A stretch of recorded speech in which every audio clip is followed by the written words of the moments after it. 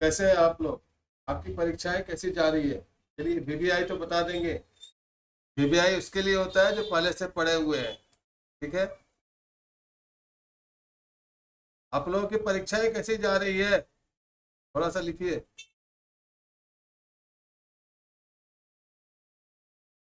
इधर तबीयत मेरा बहुत ज्यादा खराब था, लेकिन आप लोगों की दुआ से कुछ ठीक हुए हैं, जो कि आपके लिए वीवीआई लेकर आए हुए हैं, जो प्रश्न आने की संभावनाएं हैं।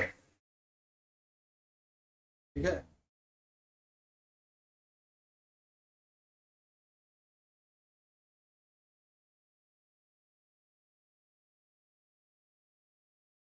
ठीक है सर। बहुत अच्छा जा रहा है, वेरी गुड। अच्छा जा रहा है, लेकिन आज सेमेस्टर 2 का रिजल्ट आया है। आप देखे होंगे कि रिजल्ट जो आया हुआ है उसमें से आधे से ज्यादा बच्चे प्रमोटेड है।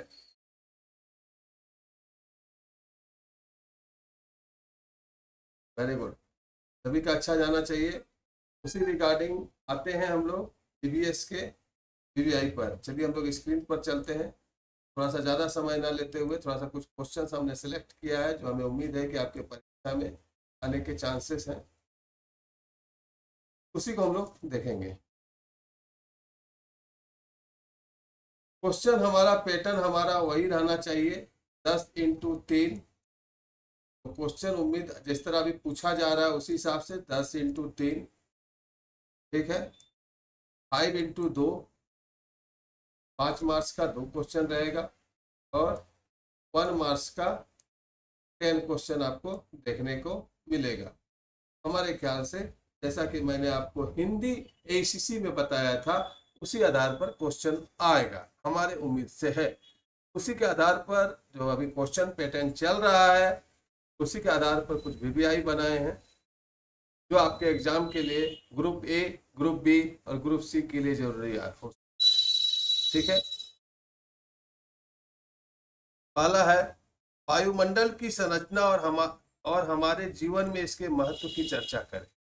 ठीक है। वायुमंडल, एटमॉस्फेयर, आपने पढ़ा होगा ज्योग्राफी में 8, 9, 10th में।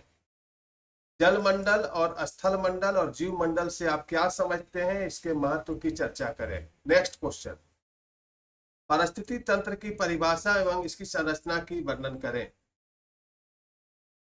हार्ड सिंगल श्रृंखला से आप क्या समझते हैं। फूड चेन से आप क्या पर एक टिप्पणी लिखें। नमनीकरणीय, यहाँ गलती हो गया है, नमनीकरणीय नहीं होगा, नमनीकरणीय और गैर नमनीकरणीय। ठीक है। ऊर्जा से आप क्या समझते हैं, इसके स्रोतों का वर्णन करें।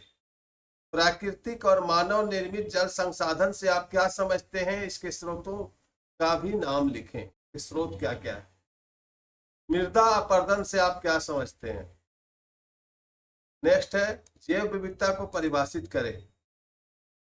पर्यावरण प्रदूषण के कारण और प्रभाव और नियंत्रण, किसी में कारण पूछ देगा ग्रुप ए में, ग्रुप बी में प्रभाव पूछ देगा, ग्रुप सी में नियंत्रण पूछ सकता है। नंबर 10, 1972 का जल प्रदूषण की रोकथाम नियंत्रण। 1972 में एक नियम बना था जल प्रदूषण की रोकथाम के लिए और नियंत्रण के लिए, वो आपको आना चाहिए। ठीक है। 1972 के हिसाब से। वन संरक्षण अधिनियम 1980। ठीक है। वायु प्रदूषण की रोकथाम एवं नियंत्रण। नेक्स्ट है झारखंड में लो नहीं होगा, लो, यहाँ क्या हो जाएगा, हॉ लग जाएगा। लो, लोह और इस्पात उद्योग पर चर्चा करें और पर्यावरण पर इसके प्रभाव का वर्णन करें। और है झारखंड राज्य के भौगोलिक विशेषता का वर्णन करें। और लास्ट में कुछ टिप्पणियां हैं जो कि आपको लिखने के लिए आ सकता है। पहला है राष्ट्रीय उद्यान, वन्य जीव अभ्यारण्य, फिर है वन्य जीवन संरक्षण अधिनियम, वन संरक्षण अधिनियम 1980, पर्यावरण संरक्षण अधिनियम 1986। ये कुछ वीवीआई क्वेश्चन थे। और अंडरस्टैंडिंग इंडिया का जो आपका वीवीआई है वह कल रात में 8:30 बजे इसी चैनल पर लाइव होगा। आप, लेकिन वह सिर्फ मेंबर्स के लिए होगा। आम स्टूडेंट्स के लिए जो हमारे मेंबर्स नहीं है उनको ठीक एग्जाम के एक दिन पहले मिलेगा। लेकिन अगर आप पहले चाहते हैं अंडरस्टैंडिंग इंडिया का वीवीआई, तो आप मेंबरशिप ले लीजिए। कल 8:30 बजे वो मेंबर्स के लिए सिर्फ लाइव होने जा रहा है। अंडरस्टैंडिंग इंडिया का VBI, ठीक है। लेकिन स्टूडेंट्स रिजल्ट की पोजीशन बहुत खराब है। आज सेमेस्टर 2 का रिजल्ट आया, 60% बच्चे प्रमोटेड है। वो सेमेस्टर 3 तो पढ़ सकते हैं, लेकिन किसी न किसी विषय में क्रॉस कर गए हैं, और किसी विषय में क्रॉस करने की वजह से उन्हें फिर एक बार परीक्षा देना होगा। इसीलिए इस 50 मार्क्स के पेपर को आप अंडरस्टैंडिंग इंडिया को इजी नहीं लीजिएगा, EVS को इजी मत लीजिएगा। ये बहुत ही जरा सा अगर आपको, अगर किसी विषय में आप क्रॉस कर गए, प्रमोटेड कर गए, फिर आपको अलग सेंटर में एग्जाम देना होगा, होम सेंटर होगा नहीं, पूरा डीपली पढ़ना होगा, स्पेशल एग्जाम होगा। अभी 22-26 के जो स्टूडेंट से पीछे वाले, उनका भी एग्जाम नहीं हुआ है उनका।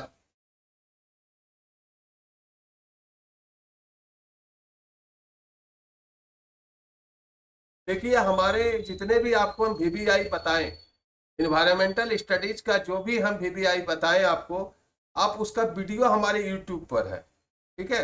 हमारे वीडियो, उसका सारा चीज का वीडियो यूट्यूब पर है।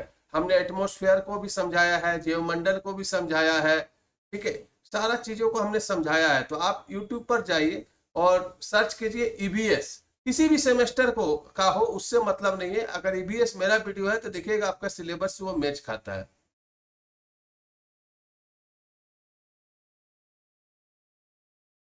अगर आप किसी सब्जेक्ट का एग्जाम छोड़ेंगे, हमें उम्मीद है कि आपको फेल कर दिया जाएगा, ठीक है।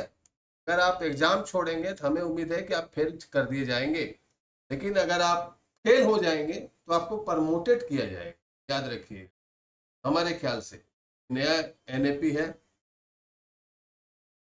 50 नंबर का एग्जाम होगा EBS का।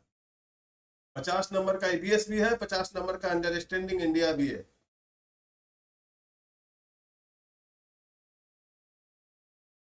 क्वेश्चन इंग्लिश हिंदी दोनों में आना चाहिए मेरे ख्याल से। EBS का, इन्वायरमेंटल स्टडीज का क्वेश्चन इंग्लिश हिंदी दोनों में आना चाहिए।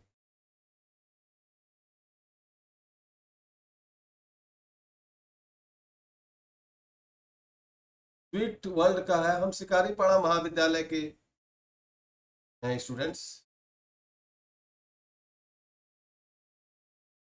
पप्पू गौरव बोलते हैं, मेरा नाम लीजिए।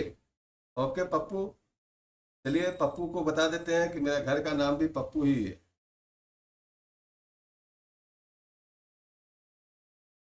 टाइम 2 घंटा है, टाइम आपका 2 घंटा है।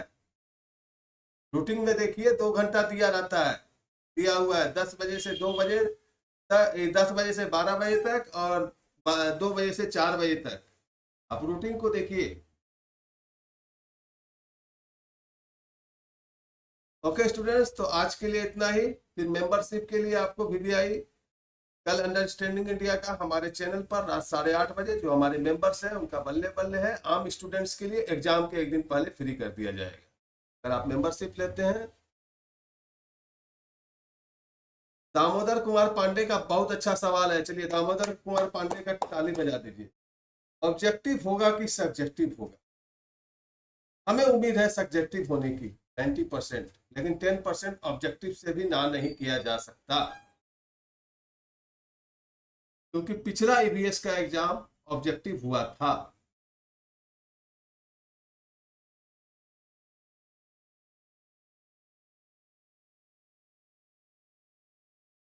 VBI क्वेश्चन बता दिए हम, वीडियो को फिर से देखिएगा।